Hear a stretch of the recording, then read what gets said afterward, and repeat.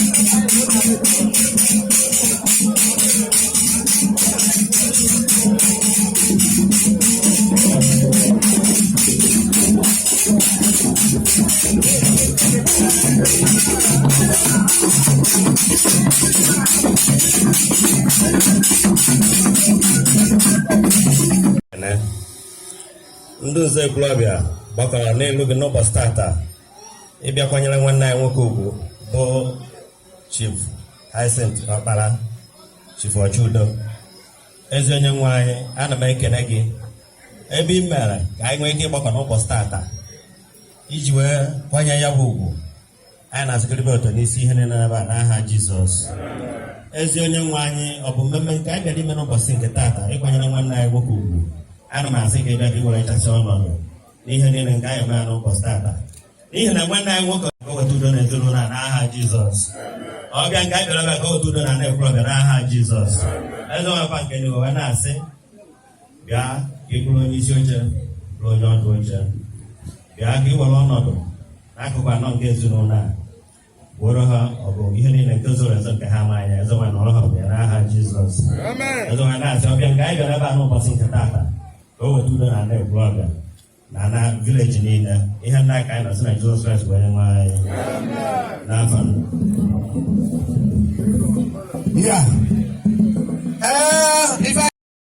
Lawrence Ọlafụ ka ọ bịa ya nwere akọwazi akpọpụta nnukwu mmọnwụ anyị bụ Isi Nze Ekwulobia. Lawrence Ọlafụ ya were mic.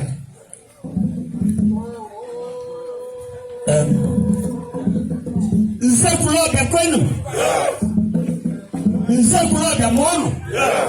Zụọnụ. Tụọnụ. Kachanụ. Biko ndị Nze Ekwulobia ana m ekele unu. N'ọmarịcha ụbọchị adịnụ mmiri anaghị ezo, anwụ mere ozu wee dị. Ọ eziokwu na ọhịa anya mmiri ka anyị ji wee nọrọ ebe ụlọ ọwụwụ na ụra ụlọọta na ebiri. Na mpaghara ebe anyị nọkịta bụ na mpaghara ụmụnwakwọ Ibide, na obi ebe anyị nọrụ na obi Chief Hyacinth Okpara Nwagụ Ochudo nke Ekwulobia. Ya ma bụ onye isi Nze Ula. Ọ bụrụ na nke na-anọ n'ụlọ ọ chọrọ ọdụ na na-etekwara ya nkwụ, ya mere o ji họpụta mụnwa mgbe ọ nọ ndụ site na ebe ọ nọ adịchaghị nso agbaji agbata ahụ wee sị ka m bụrụ anyị ya na Nze Ekwulobia. Ọ ya ka m ji wee ekwu okwu n'afọ ya nwa Nze Ekwulobia kacha anụ. Ọ na-abụ eji egburu ọgbụrụ okirikoyi onye esi eme n'ụwa ka esi eme n'eluigwe. Mgbe ọnwụ na mmadụ hapụ ndị niile ya na ha mekọrọ ihe ebe niile wee ebe ọ nọ, ha ga-etiticha na nna nna ime ihe mbụ etu ahụ bụrụ na ụgwọ ka iji onye ahụ a na-eji ụgwọ na mmadụ jikwa ya na mmụọ.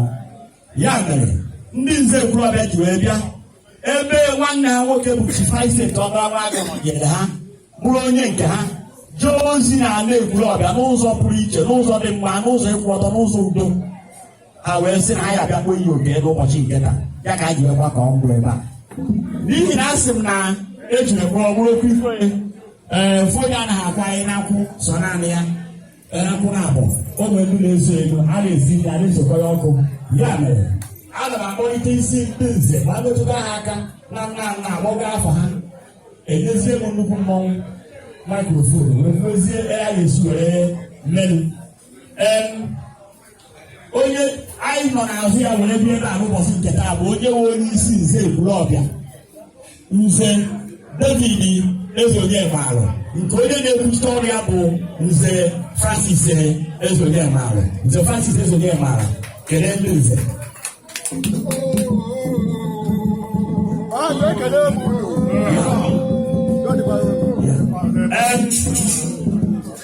Onye nke nọ n'akụkụ aka ekpe ya bụ Nze Benade Ụgbọaja agbalụ ngene na Ekwulobia.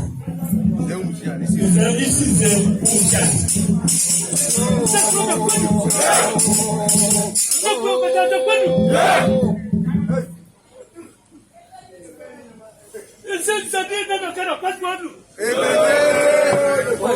Onye nke na-aka ebe bụ Nze Ezude Isi Nze Agba.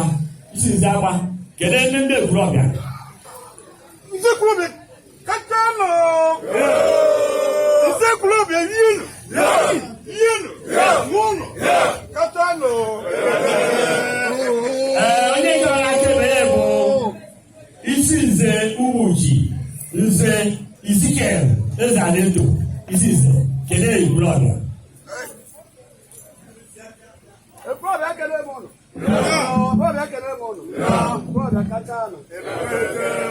mmadụ nwere aka na abụ aka ekpere aka nri ịbịa ibe aka nri onye isi nze anyị onye na-ekwute onye isi nze onye na-ebe ahụ nze akọ n'obi isi nze ezi agụ kere ego ọzọ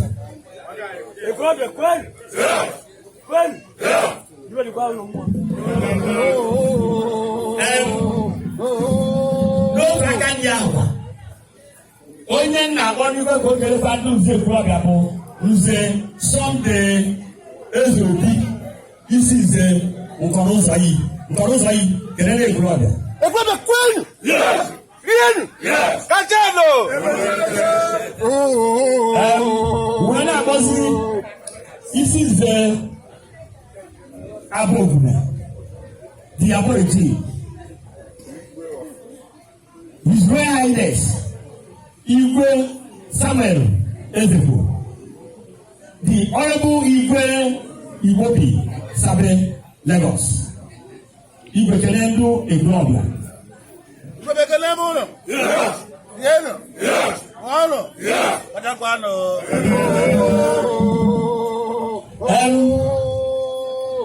Ekenemu onye isi nze ihu ọbara Nze Boniface Ezike kene isi ndị Nze Ekwulobia Ekwulobia kene mụnụ yenu mụnụ kachano ọwụsara anyị anwa ebe onye nọrọ ka ochi ebe anya ahụ ka ọ nọ ka o zere ọtụtụ ndị mmadụ ewu ndị nọ mbụ ebe a ichie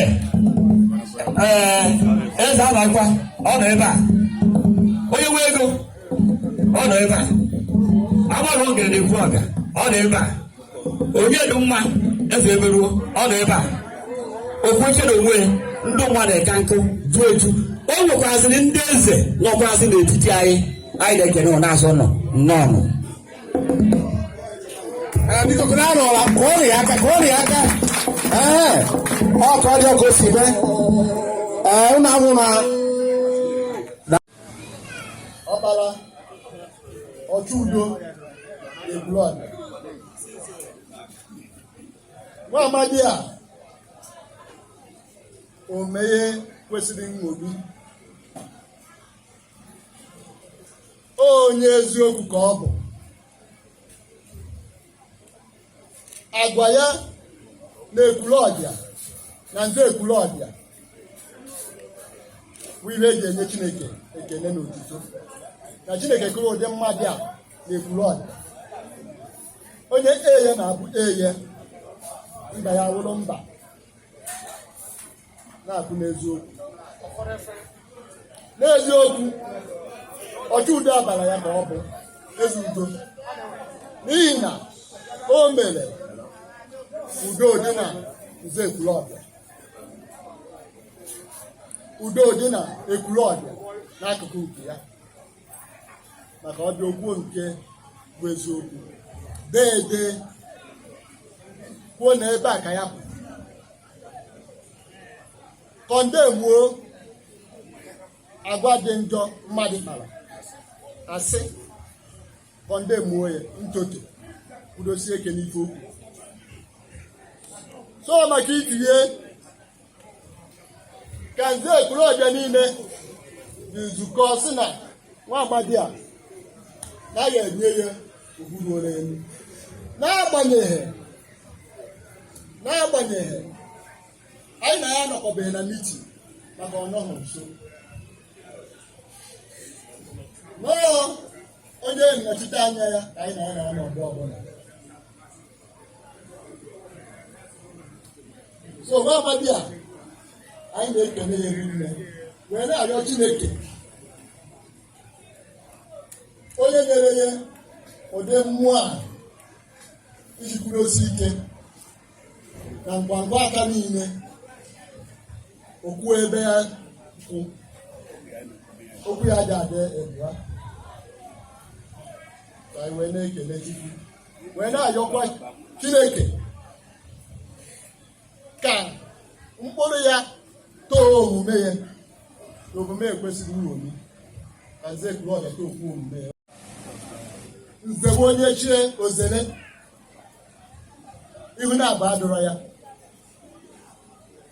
maka na Chineke bụ eziokwu n'onwe ya onye ọbụla na-ekwu eziokwu bụ eziokwu ndị nze nwere ihe ha na-asọrọ so wee na-ayọ Chukwu ka o duo nwa odibo ya dute ya na alaeze nye ya ọnọdụ ebe o nyere ndị nsọ ka mkpụrụ obi Hyacinth ka mkpụrụ obi ndị otu Kristi nnekwu elu gara aga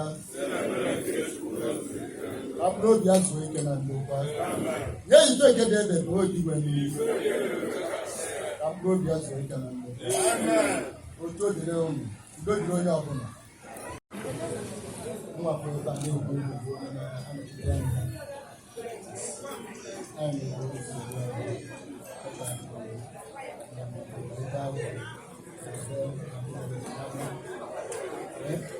dịka ama na-agba n'isi onye agbara ọdị ama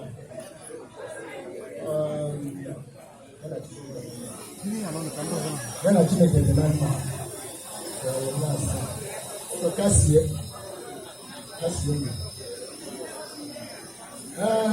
ndị anyị bịara taa anyị bịara ordinary way o nwere ka anyị si eje ka anyị si bịa ọ dị uche ịgba papa ụlọ ka anyị ji na-egosi ka anyị mee ya etu a gosikwana ya na anyị mere appreciate ugwu ọ kwanyere Nze Ekwulobia na n'ihi ya ka anyị ji mere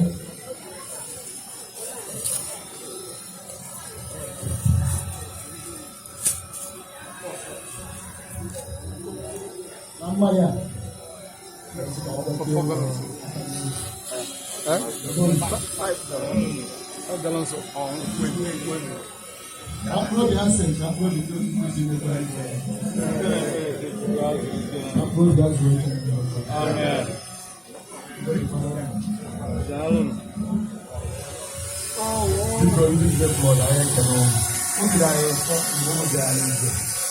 Anyị na-atụ anya ụlọ because ọmụnwa ka nwanne anyị nwoke gwara anyị n'ọnụ ga-enye na Chukwu emeghị ebere tata ụlọ bịa nye aka kwanyere ya ugbu a nke ọ na-atụ anya ya ebe ọ bụla ọ nọ n'oge a ebiri na mbụ na ekwu ebe o si ụlọ agbanya oyi aga ọmacha ojewebe etubu nwe ya ọzọ biko daalụ nọ onye nke unu mekwere unu n'ọnụ